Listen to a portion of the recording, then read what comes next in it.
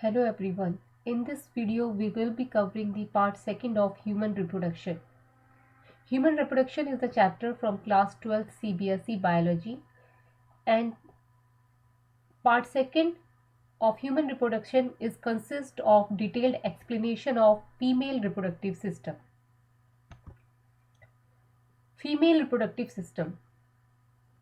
Like male reproductive system, female reproductive system is also consist of some specialized organ which are performing some specialized functions, and this system is mainly consist of primary reproductive organs which are a pair of ovaries. In female reproductive system there are accessory reproductive organs are also present, which includes uterus, ducts, fallopian ducts and glands. In female reproductive system, external genitalia and breast also have an important part. Ovary. Primary sex organs of the female are the ovaries. Ovary, these are present in a pair and they have both exocrine as well as endocrine function. Exocrine function because the process of oogenesis. Oogenesis is the process of formation of ovum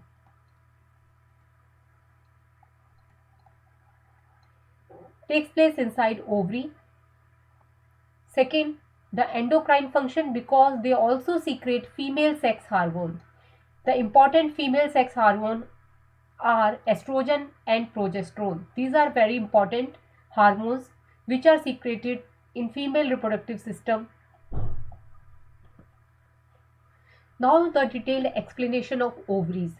Ovaries, as I said, these are the primary female sex organs.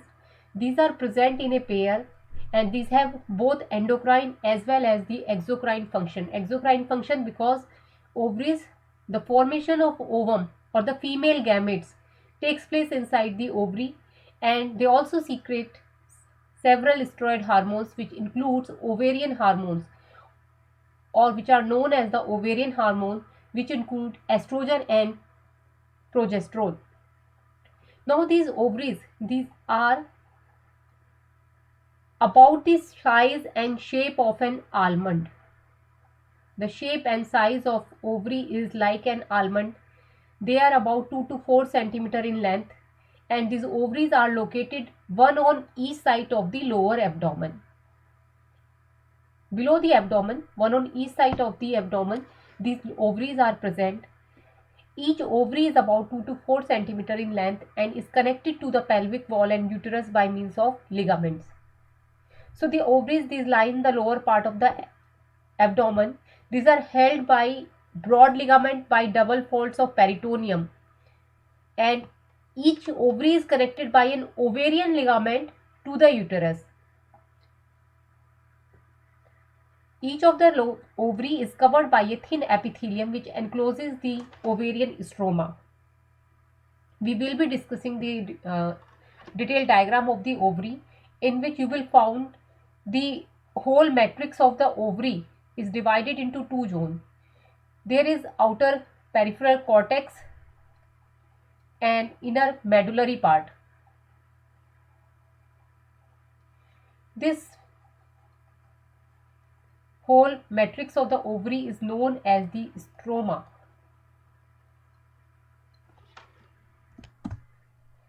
The stroma is divided into two zones. Outer zone is the peripheral cortex and there is inner medullary region. This is known as inner medulla or the medullary region of the stroma of ovary. This is the diagrammatic sectional view of the female reproductive system.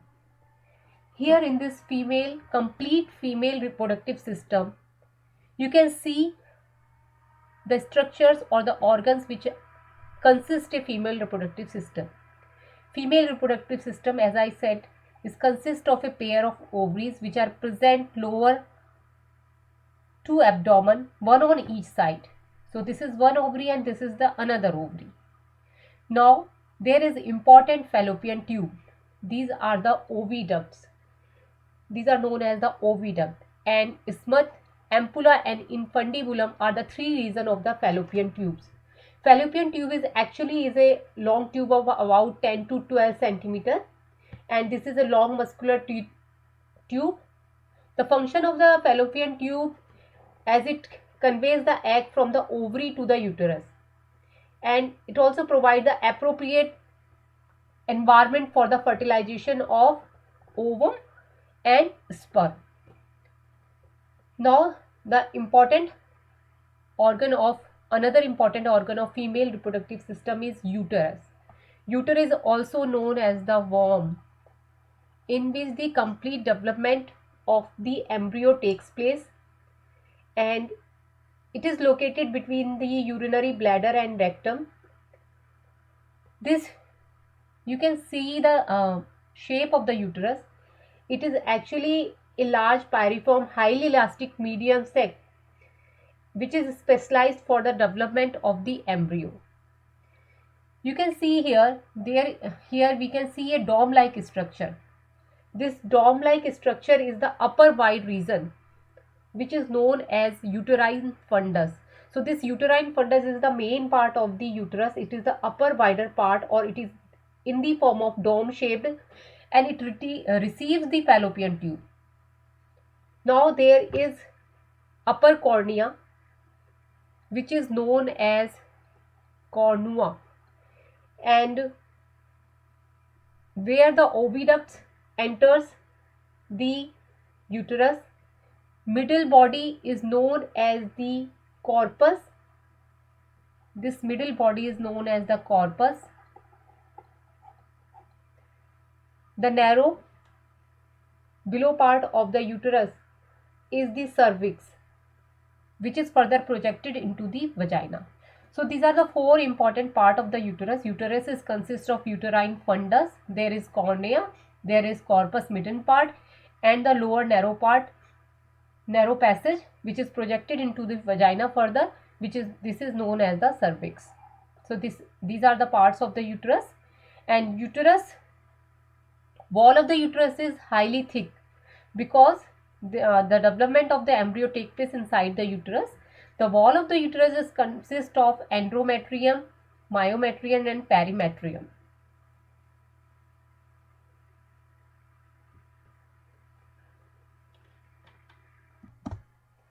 This is the section of the ovary. In this section of ovary, there is ovarian cortex, which is the outer region of the stroma. As I said, stroma is the matrix of the ovary, and ovaries, actually these are the solid organs,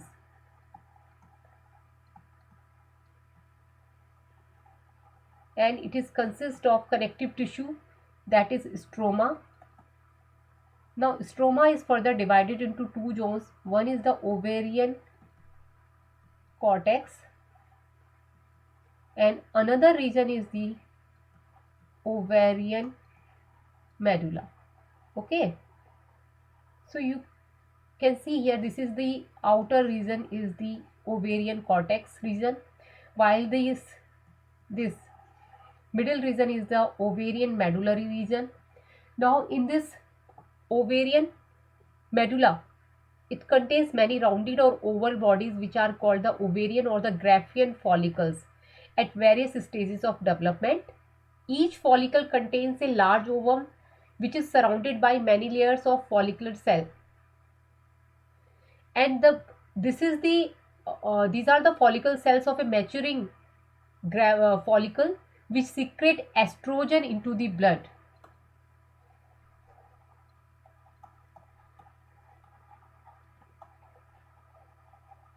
And this is the ovarian cortex region where the mature Graafian follicles are present, and once in a month from one of the mature Graafian follicle, an ovum releases from any of the one ovary, Now there you can see there are these yellow cells. These are corpus luteum which secrete progesterone.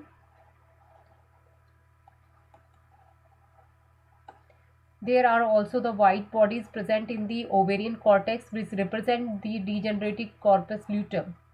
So these are the important structures which are present in if we see the section of an ovary. Now the detailed explanation of ovarian follicles. Ovarian follicles, folliculus, the meaning of folliculus is little bag. These are in the cortex and consist of oocytes in various stages of the development plus the cells surrounding them. When the surrounding cells form a single layer, they are called follicular cells. Later in the development, when they form several layers, they are referred to as the granulosa cells. The surrounding cells nourish the developing oocyte and begin to secrete estrogen as the follicle grows larger.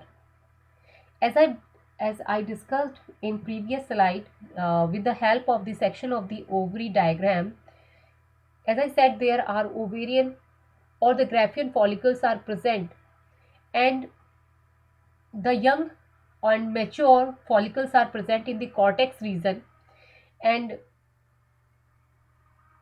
these are consist of oocytes in various stages of the development. A mature Graafian follicle is a large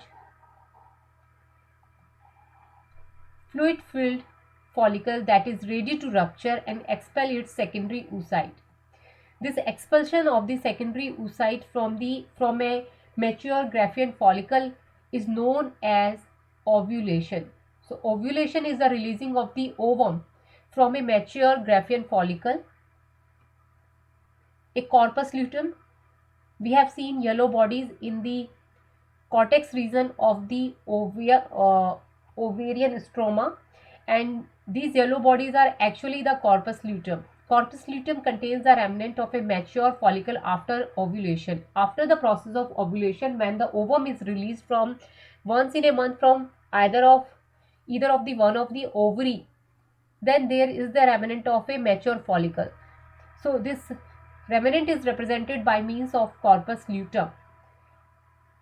The corpus luteum, why these are important? These are important because they releases or they produces progesterone, estrogens, relaxin and inhibin until it degenerates into fibrous scar tissue called the corpus albicans. There are also white bodies degenerating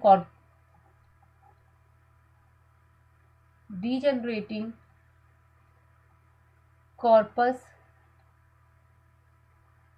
luteum is represented by means of white body, which are also known as corpus albicans.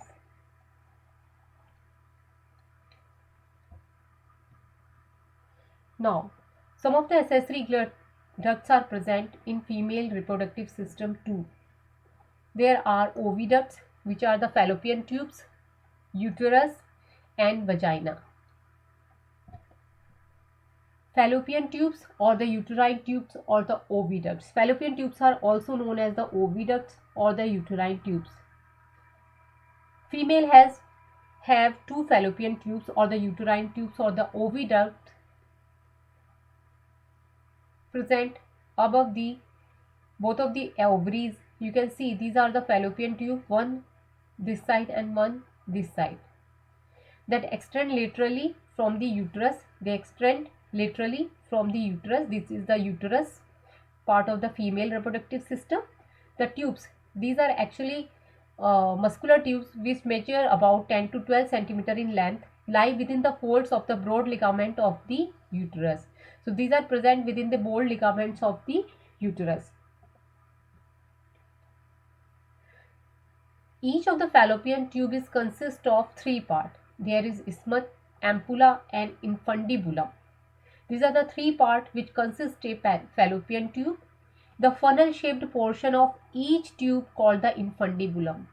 Infundibulum is this region of the fallopian tube which is consist of a funnel-like structure, and it ends in a fringe of finger-like projection called fimbriae.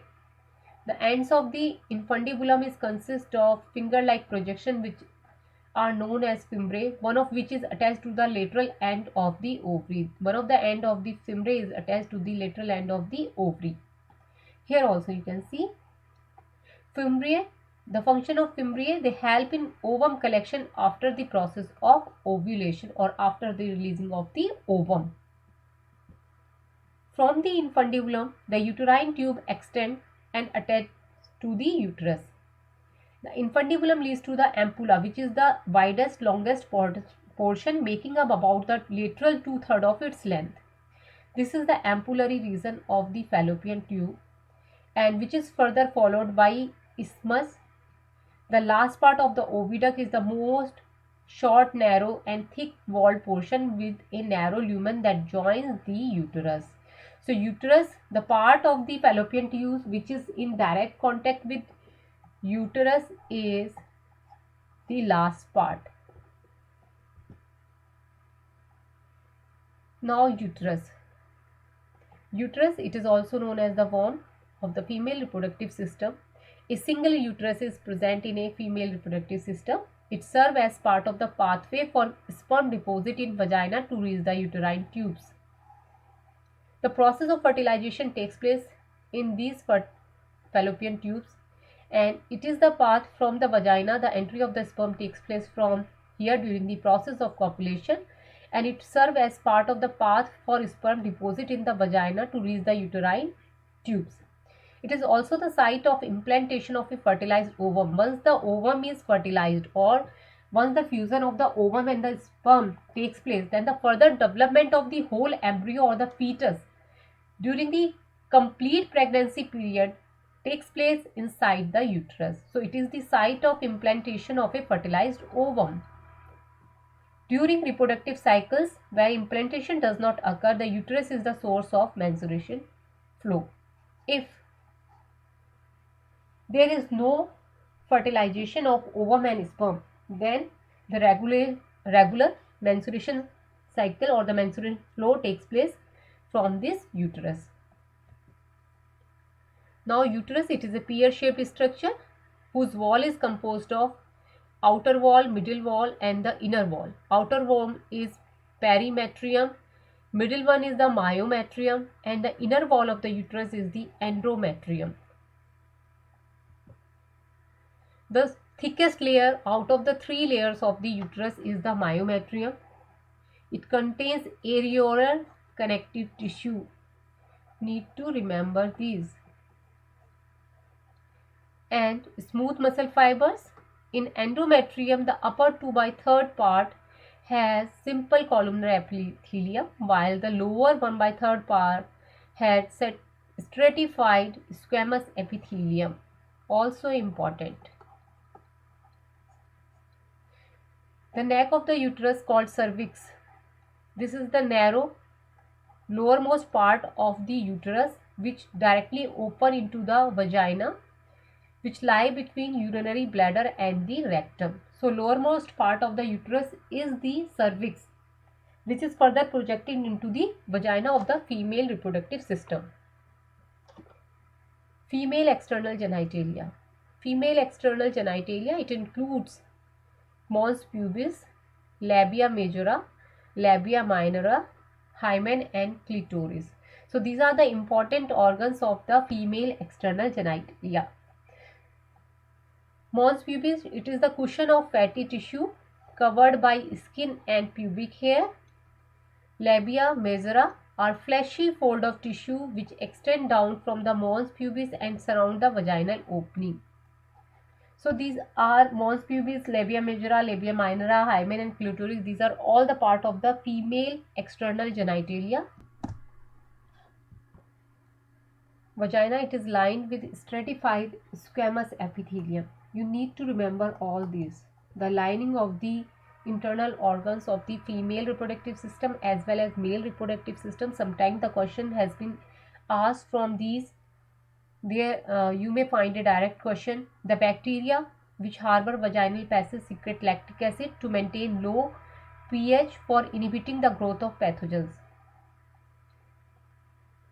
The vaginal opening is guarded by a perforated mucous membrane called hymen.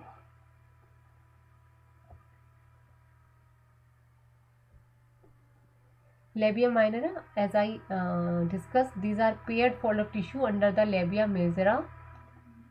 Actually, there is a depression called vestibule in front of the anus, and it is flanked by two pair of fleshy fold of skin. The inner smaller one is the labia minora, and the larger one, outer one, is the labia majora. The opening of the vagina is often covered partially by a membrane called hymen. Clitoris. Clitoris, it is a tiny finger-like structure which lies at the upper junction of the two labia minora above the urethral opening. So all these structures are present in the female external genitalia. There is mons pubis, clitoris, labia minora, labia major, and there is clitoris. Now another important part of female reproductive system is the mammary gland. A functional mammary gland is the characteristic of all female mammals. The mammary glands, these are paired structure. Actually, the breast, these are the rounded structure which are located above the pectoral muscles on the front wall of the thorax, and at the middle of the these breast, these structure is known as the nipple, which is surrounded by dark pigmented area that is called as the areola. And breast is consist of basically fatty and connective tissue and the mammary glands. Mammary glands are the milk gland actually. There is fatty tissue, fatty and connective tissue,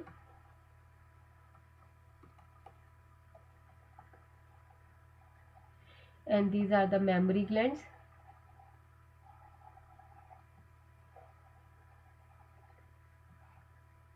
These are compound, you should know this, compound saccular glands, and are modified sweat glands. Okay.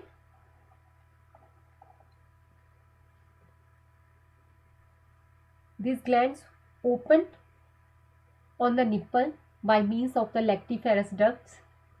Just below the nipple, the lactiferous ducts widen to form lactiferous sinuses to store milk during lactation. So here we can see this is the nipple, which is the middle part of the mammary gland or breast, and this nipple is surrounded by a dark pigmented area which is known as the areola. Now there are lactiferous ducts which store milk during the lactation period. The mammary glands are paired structure or the breast that contain glandular tissue and variable amount of fat. The glandular tissue of each breast is divided into 15 to 20 mammary lobes containing cluster of cells called alveoli.